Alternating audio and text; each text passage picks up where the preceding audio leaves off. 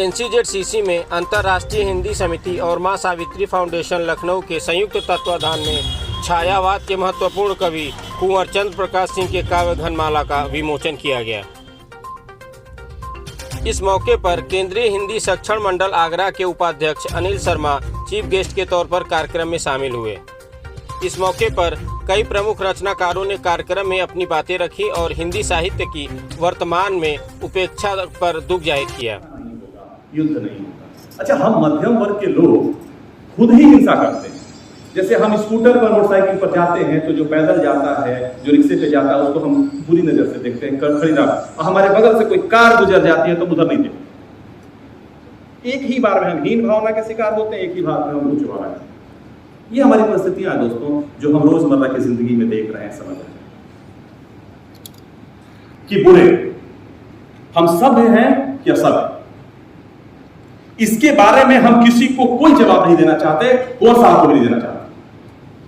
हम केवल 16 आने यह अनुभव करना चाहते हैं कि हम हैं और हम।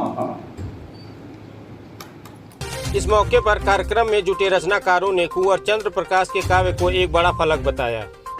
कार्यक्रम में शामिल बतौर विशिष्ट अतिथि प्रोफेसर विनय कुमार सिंह ने कहा कि कुंवर चंद्र प्रकाश का काव्य उदात्तता का काव्य है। वे लोक जीवन से जुड़ी लोक वृत्ति के कवि हैं।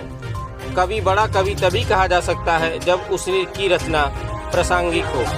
देखिए, ऐसा है, साहित्य एक सनातन परंपरा है और भारत विशेष रूप से उसी परंपरा का जो उपासक है।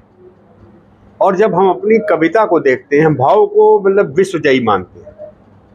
और विश्वजयी कविता तब होगी जब संप्रदाय से मुक्त होगी, शुद्ध कविता होगी। तो छायावाद ऐसी ही पंथ निरपेक्ष कविता है। हमने पहले संस्कृत में आदि कवि वाल्मीकि को देखते हैं, कालिदास को देखते हैं, तो जो भाव हैं हमारे वो मतलब केवल सीमित धरातल पर नहीं रहते, विश्व में रहते। और उनमें देखा जाए तो प्रत्येक भाव में एक ऐसा आशव, एक ऐसी मादकता, एक ऐसा आह्लाद समाया रहता है। तो वो जब भी कभी कोई उसको रचना करेगा तो वो उसमें आएगा, देश काल की सीमाओं का अतिक्रमण करता है।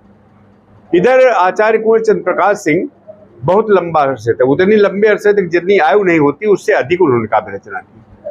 और आश्चर्य करेंगे आप सब कि हर कवि की काव्य भाषा और कविता बदल जाती है। और कविता और काव्य भाषा बदलती क्यों है? जब कवि की अनुभूति जो संप्रेषित करना चाहता है वो चुक जाती है। जैसे 38 में आके निराला की अनुभूति और अभिव्यक्ति जो काव्य भाषा है उसका संतुलन नहीं रहता, तो प्रगतिवादी हो जाते हैं। पंत आते हैं, 4 साल कविता करते हैं, उसके बाद अलग हो जाते हैं। प्रसाद के पास ये अनुभूति प्रारंभ में नहीं है, वो विकासात्मक काव्य प्रतिभा के कवि। कार्यक्रम का संचालन डॉक्टर दीनानाथ मौर्य ने किया। धन्यवाद ज्ञापन शशि प्रकाश सिंह ने किया। कार्यक्रम में विशेष उपस्थिति एडिशनल सॉलिसिटर जनरल भारत सरकार शशि प्रकाश सिंह, न्यायमूर्ति रणविजय सिंह रहे। कार्यक्रम में हितेश कुमार सिंह, आलोचक doctor Kumar Virendra, doctor Anil Yadav, doctor Dhirendra Dhawal, advocate Umesh Singh, Avnish Yadav, Aridaman Ghosh सहित शहर के तमाम बुद्धिजीवी मौजूद रहे।